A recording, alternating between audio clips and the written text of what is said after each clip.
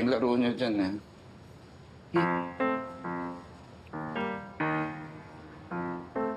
Uy! Baka mahipan ka ng masamang hangin. Ba't nakabuksa mo ito mukha mo? Gusto mo maging gay na mukha mo forever? Ano bang problema?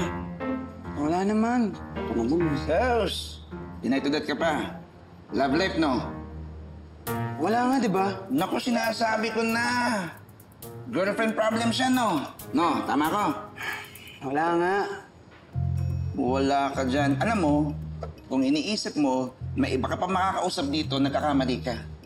Ako na, ang pinakamatinong makakausap mo. Ngayon, ang tanong ko, sagutin mo ha, piling mo ba iniiputan ka sa ulo ng jowa mo? Oh. Hindi naman. Eh ano? Ang totoo, di ko rin alam eh.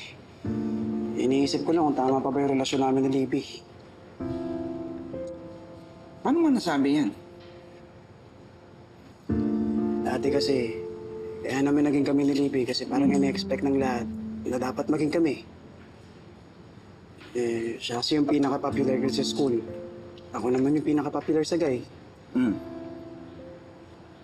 Pero ngayon kasi, iba na yung sitwasyon naming dalawa eh. Kasi nasa kulungan ka na. Ganun ba yun?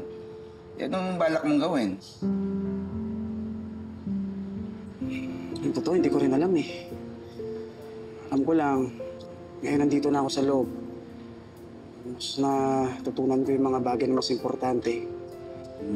Mas lalo ko nababalyo yung mga taong mas totoo. Yung totoong nadamayan ka talaga sa pinagdadaanan mo. Parang si Princess, no? Ba't bila ka napatahimik? Mas mahirap na ba ang sitwasyon mo ngayon? Kasi unti-unti nang nahuhulog mo kay Princess. Mukhang mas malaking problema yan. Komplikado yan.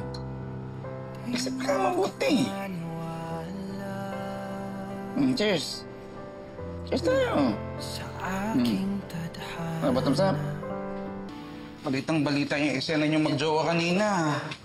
Asahan mo yung mga gwardiya dyan, na mga pasimunong marites. Wala, ayoko na munang pag-usapan. Pero alam mo, naiintindihan kita. Bilib na ako sa'yo eh. Alam mo yung meron kang lakas ng loob na sabihin sa kanya yung totoo.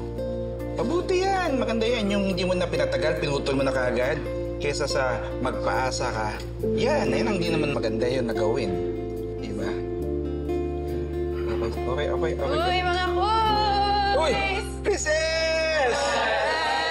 Ready na ba kayo sa bago na play? Ready na! Ready na lahat! Ako, ready na ako. Ewan ko lang dito kay Xavier. Bakit? Anong nangyari? May problema ba? May masakit sa'yo? Wala. Hindi. Meron masakit. Masakit sa puso kasi kakahiwalayin sa girlfriend. Ano ka ba? Nasasabi lang ang totoo. Pero Princess, single na ang bata natin dito.